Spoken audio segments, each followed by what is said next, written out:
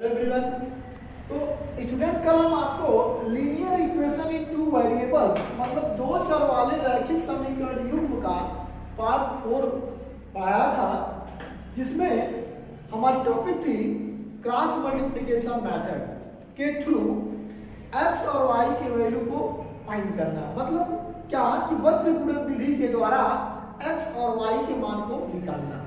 यह कल आपको बताए थे। तो उसी सीरीज में ये कुछ कंडीशन है in linear equation in two variables के कुछ कंडीशन है।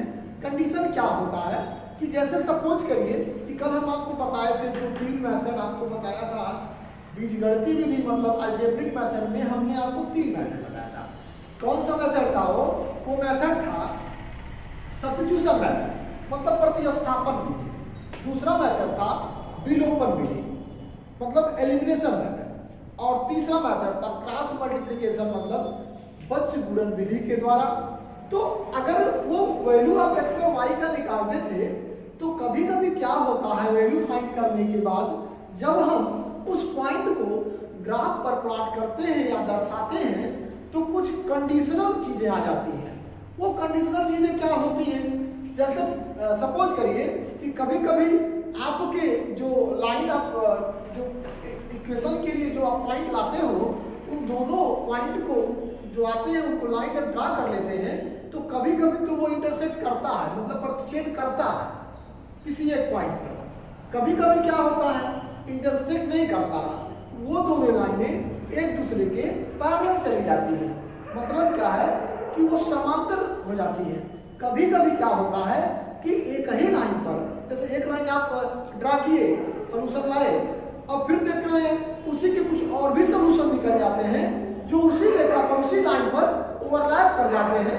मतलब एक लाइन के ऊपर दूसरी लाइन क्या करती है? चढ़ जाती है। तो ये तीन कंडीशन आपको हो जाते हैं। तो ये कैसे हम किसी भी linear equation in two variables pair को देख करके कैसे हम जानेंगे कि वह किस टाइप की लाइनें होंगी और कैसे आप उसको डिस्क्राइब कर पाएंगे, कैसे आप उसको एक्सप्लेन करेंगे। तो उसी चीज के बारे में हम आपको ये चीजें लेकर आए हैं जो linear equation in two variables का स्टैंडर्ड फॉर्म है। दोनों पेयर का इक्वेशन का ये स्टैंडर्ड फॉर्म है। तो कैसे इसको हम जानेंगे कि कौन क्या है? तो सबसे पहले आप क्या करेंगे कि जो इक्वेशन आपको दिया होगा दोनों उसमें हम a1 b1 c1 मतलब फर्स्ट इक्वेशन से हम a1 b1 c1 और सेकेंड इक्वेशन से हम a2 b2 c2 की वैल्यू को निकालते हैं। जो a1 b1 c1 है वह a1 b1 x और y का कोफिशिएंट होता है और c1 कांस्टेंट टर्म होता है। और जो a2 b2 c2 है वो सेकेंड इक्वेशन के x और y का कोफिशिएंट होता है और c2 उसका कांस्टेंट टर्म होता है।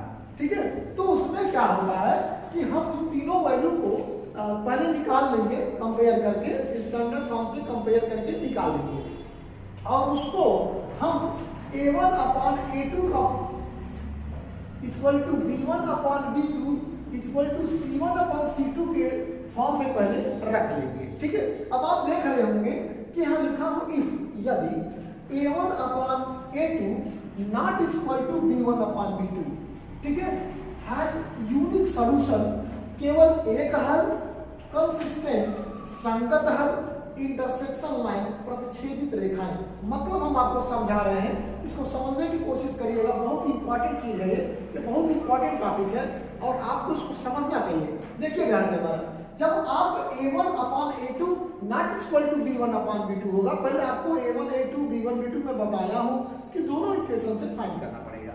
तो जब आप उसको दोनों को अपान में करेंगे तो देखिएगा क्या होगा उसमें कि वो चीजें एक दूसरे की इक्वल नहीं होंगी। अगर इक्वल नहीं होती है तो हैज ए यूनिक सॉल्यूशन, उसका केवल एक ही हल निकलेगा, एक ही सॉल्यूशन होगा उसका। ठीक है, और कंसिस्टेंट मतलब उसका एक संगत हल होगा। मतलब क्या है कि वो जो है दोनों लाइनें दोनों रेखाएं इंटरसेक्ट कर जाएंगी किसी एक पॉइंट, ओनली वन पॉइंट पर। ठीक है, इंटरसेक्शन लाइन में लिखा हूं कि प्रतिच्छेद कर जाएंगे। ठीक है, अब देखिए सेकंड कंडीशन क्या है, इफ यदि a1 upon a2 equal to b1 upon b2 not equal to C1 upon C2 होगा, ऐसा कंडीशन अगर आता है तो क्या होगा, वो किस टाइप की लाइन होंगी, तो होगा हैज नो सॉल्यूशन, उस इक्वेशन का कोई हल नहीं होगा।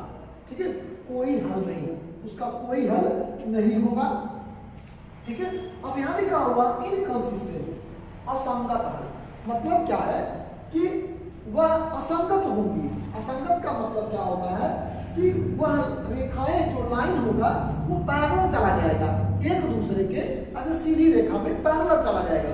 ठीक है, तो पता चल जाएगा जब आप ये पॉइंट निकाल लेंगे, यही से आपको जानकारी हो जाएगी कि कैसे क्या करना है आपको। ठीक है, अब थर्ड कंडीशन ये है कि यदि A1 upon A2 equal to B1 upon B2 equal to C1 upon C2 है, तो has infinite number of solution. ठीक है, मतलब उसके अनेक हल होंगे, अनेक हल होंगे, उस दोनों इक्वेशन के अनेक हल बनेंगे। ठीक है, यहाँ पे क्या लिखा हुआ, कोइंसिडेंस लाइन, वो रेखाएं कैसी होंगी, संपाती होंगी। ठीक है, तो हम थोड़ा सा और आपको इसके बारे में बताएंगे कि कैसे ये रेखाएं आपको दिखेंगी। ठीक है, हम यहाँ पे इसको ड्रा कर लेते हैं। देखिए, अगर line has a unique solution, अगर दोनों लाइन को आप जब ड्रा करेंगे, ठीक है, जब दोनों लाइन को आप ड्रा करेंगे तो क्या होगा ना, सपोज करिए कि एक लाइन में आपने बनाया और ऐसे आया और दूसरी लाइन हम बनाते हैं, ये लाइन ऐसे गई और यहाँ पे इसलिए पॉइंट आपको मिल गई, तो ये हो जाएगा आपका प्रतिच्छेदित रेखाएं, मतलब इंटरसेक्शन लाइन होगी। ठीक है, केवल इसका एक ही सॉल्यूशन होगा, एज यूनिक सॉल्यूशन, केवल एक ही सॉल्यूशन होगा, और वो इसे क्या बोलेंगे, संगत हल, मतलब कंसिस्टेंट है। क्या है, कंसिस्टेंट है, समझ में आया ना, इसे बोलेंगे पहले का एग्जांपल है ये। ठीक है, अब देखिए सेकंड में क्या लिखा हुआ है, कोई हल नहीं। ठीक, कोई हल नहीं का मतलब कि उस समांतर रेखाएं होंगी वो पैरेलल लाइन होंगी। कैसे आप जानेंगे, आप ऐसे क्या करना, ऐसे इसको एक्स वाई प्लेन को जब आप बनाएंगे, ठीक है, तो ये लाइन आप देखेंगे कि एक हम ड्रा किए तो ऐसे आया, अब सेकंड वाला ड्रा कर दिए तो फिर ऐसे आ गया। ठीक है, तो कैसे लाइन दिख रही है, ये पैरेलल लाइन है ये। ठीक है, इसे हम बोलते हैं असंगत हल। यह संगत नहीं होगा, साथ में नहीं होगा, ये संगत होगा जो इंटरसेक्ट कर रहे हैं, देखकर मिल रहा है। ठीक है, अब दूसरी चीज क्या है, थर्ड पॉइंट है आपका कि यहाँ लिखा अनेक हल, संपाती रेखाएं, मतलब has infinite number of solution. Coincidence line मतलब क्या है कि जब इसको आप करेंगे ना, तो एक तो आप बनाएंगे ना ऐसे, जब आप इसको बनाएंगे, सपोज करिए कि एक आप ऐसे बनाया, तो आप देखेंगे कि इसी के और भी सॉल्यूशन हो जाएंगे। और सॉल्यूशन होने का मतलब क्या है कि फिर कोई एक सॉल्यूशन बनेगा जो इसी लाइन पे ऐसे ओवरलैप कर जाएगा। ठीक है, तो ये हो जाता है कोइंसिडेंट लाइन। तो अभी मैं आपको जो बताया था, इसके पहले ये यहाँ पर एग्जाम्पल बताने जा रहा हूँ, इसके पहले कंडीशन बताया थी, 3 कंडीशन, उसी के एग्जाम्पल है तीनों कंडीशन के लिए हमने एक एग्जाम्पल लिया हुआ है। ठीक है, तो देखिए यहाँ पर जैसे सपोज करिए कि एक क्वेश्चन है, इसमें लिखा 2x + 5y - 17 = 0, 5x + 3y - 14 = 0। तो हम बताया है आपको कि फर्स्टली क्या करोगे आप कि जो स्टैंडर्ड फॉर्म है दोनों इक्वेशन का, मतलब कि a1x + b1y + c1 = 0 और a2x + b2y + c2 = 0 से हम कंपेयर करेंगे इस दोनों इक्वेशन का। अगर आप कंपेयर करोगे तो क्या मिलेगा, जरा आओ देखते हैं। तो हम कंपेयर करने के बाद आप उसी सीक्वेंस में रखेंगे, किसमें, a1/a2 = b1/b2 = c1/c2 के केस में रखोगे। तो यहाँ देखोगे क्या कि जब a1 है, ये a2 है, ठीक है, तो यहाँ क्या लिखेंगे आप, 2/5 = 5/3 =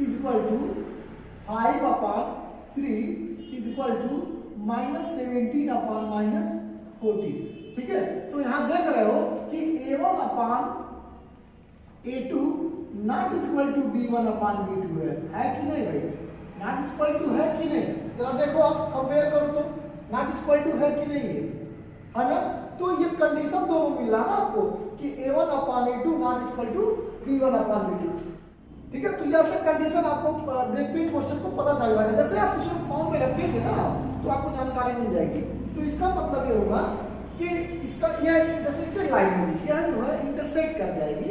हमने बताया किस टाइप से इंटरसेक्ट करेगी, ऐसे हम जब ग्राफ बनाएंगे तो यहाँ पर सपोज करिए एक लाइन आ गई और एक यहाँ आ गई, तो यहाँ इंटरसेक्ट कर जाएगी, ठीक है, इस टाइप से होगा ये। इस इक्वेशन का एग्जांपल ये हो गया, ठीक है। अब देखिए इसके लिए आप देखिए क्वेश्चन, ये जो सेकंड कंडीशन उसके लिए सेकंड एग्जांपल हमने लिखा है। ये क्या है कि यहाँ पे अगर आप यहाँ पे लिखा है a1/a2, इसको जब a1/a2 केस में लेंगे तो हो जाएगा 3/6, ठीक है। मैं इसको थोड़ा सा राउंड कर दे रहा हूँ, ठीक है। तो अब यहाँ 3/6 is equal to -5/-10 is equal to 11/7। अब आप यहाँ देख रहे हो ना कि ये कैंसिल आउट हो जाएगा, 5 1 जा 5, 5 2 जा 10, 3 1 जा 3, 3 2 जा 6। अब यहाँ आप देख रहे हो ना कि ये 1/2 इज इक्वल टू 11/17 है। अब आप इसका जो कंडीशन है ना, ये देखो ये क्या दिख रहा है आपको, इस टाइप से दिख रहा है नहीं, a1/a2 इक्वल टू b1/b2 और नॉट इक्वल टू क्या c1/c2 का केस दिख रहा है नहीं भाई, दिख रहा है नहीं, तो क्या होगा ये, क्या होगा ये इनकंसिस्टेंट हो जाएगा, ठीक है। क्या होगा, इनकंसिस्टेंट होगा। मतलब देखिए यह तो कंसिस्टेंट है, यह जो है कंसिस्टेंट होगा। कंसिस्टेंट मतलब होता है इंटरसेक्शन लाइन होगी, इंटरसेक्ट कर जाएगी, ठीक है ना।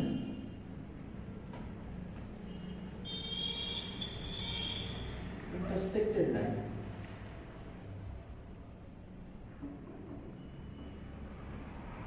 इंटरसेक्शन लाइन होगा ये, ठीक है। ये दोनों लाइन इंटरसेक्ट कर जाएगा, ठीक है। इसमें क्या है ना कि ये इंटरसेक्ट नहीं करेगा, ये क्या होगा, पैरेलल लाइन हो जाएगा, पैरेलल लाइन होगा। क्या होगा, पैरेलल लाइन होगा, दोनों लाइनें ऐसे चला जाएगा। जब इसको आप बनाएंगे तो दोनों लाइनें जो होंगी, दोनों रेखाएं जो होंगी वो समांतर चली जाएंगी, इस टाइप से होंगी। और कंडीशन ऐसे जब आप इसको रखेंगे तो पता चल जाएगा, ठीक है। अब देखिए सपोज करिए कि यह आपका सेकेंड के लिए एग्जाम्पल हो गया, ठीक है। तो हम थर्ड के लिए यहाँ पे स्लाइड में बताते हैं। देखिए थर्ड के लिए क्या है, यहाँ बता देता हूँ, यहाँ पे जगह है तो मैं इसको बताता हूँ कैसे इसको थर्ड वाला कैसे करेंगे आप। देखिए थर्ड में क्या करेंगे ना, यहाँ पर आप देख रहे हैं कि लिखा हुआ है 3x + 4y = 3, ठीक है। तो अगर इसको आप a1/a2 के फॉर्म में रखेंगे, देखिए 3/6 इक्वल टू, ठीक है, 4/8 इक्वल टू फिर 3/6 हो जाएगा, ठीक है। अब क्या होगा, इसको आप कैंसिल आउट करो, 3 1 जा 3, 3 2 जा 6, 4 1 जा 4, 4 2 जा 6, 3 1 जा 3, 3 2 जा 6। अब आप यहाँ देख रहे हो कि 1/2 इक्वल टू 1/2 आया कि नहीं आया। ये कौन सा कंडीशन को फॉलो करने लगा, a1/a2, ये कौन सा कंडीशन फॉलो करने लगा, a1/a2 equal to b1/b2 equal to c1/c2, ठीक है। ये कोइंसिडेंस लाइन होगा, क्या होगा, कोइंसिडेंस मतलब संपाती रेखाएं, यह कोइंसिडेंट लाइन है, ठीक है। कौन सी लाइन है, कोइंसिडेंस लाइन, कोइंसिडेंस लाइन होगा, ये संपाती रेखाएं होगी। और ये रेखाएं क्या करेंगी ना, ऐसे जब आप इसको ड्रा करोगे यहाँ पर तो ये एक तो बनाओगे ना, इसी पे ओवरलैप कर जाएगी, जो मतलब एक के ऊपर दूसरी रेखाएं उसी लाइन पे बन जाएंगी, उसी लाइन जो आप एक पहले के लिए बनाओगे पॉइंट, फिर उसी में वो दोनों मैच कर जाएगा, एक दूसरे पे चढ़ा हुआ दिखेगा आपको लाइन, ठीक है। तो इससे पता चल जाता है कि ये कोइंसिडेंस लाइन है। तो आपको समझ में आ गया होगा, ये प्रतिच्छेदित रेखाएं हैं, इंटरसेक्शन लाइन है, इसके एग्जांपल ये थे। और कंडीशन कंसिस्टेंट का कंडीशन है, ये पैरेलल लाइन है, ठीक है, यह इनकंसिस्टेंट है, ठीक है, मतलब समांतर रेखाएं होंगी, असंगत हल होगा, ठीक है। और इसमें क्या होगा, ये कोइंसिडेंस लाइन है, ठीक है, संपाती रेखाएं हैं, ठीक है। और इसके अनेकों हल होंगे, मतलब इनफाइनाइट नंबर आप सॉल्यूशन इसके होंगे, इससे कई सॉल्यूशन हो सकते हैं। आप कहेंगे सर कैसे, कई सॉल्यूशन हो सकता है, इसमें आप पॉइंट रिप्लेस करेंगे ना, तो सपोज करें कि इसमें 3 से मल्टीप्लाई कर दीजिए तो सब पॉइंट अलग अलग मिलने लगेगी, मतलब ऐसा होगा ना कि जितने भी पॉइंट आप बनाओगे ना एक ही लाइन पे ड्रा हो जाएगा, ठीक है। तो आपको ये चीजें समझ में आ गई होंगी। जिन स्टूडेंट्स को नोट करना है उसे नोट भी कर सकते हैं, और अगर यह वीडियो आपको अच्छा लगा हो तो प्लीज आप इसे लाइक करें, सब्सक्राइब करें और ज्यादा से ज्यादा मेरा वीडियो शेयर करें।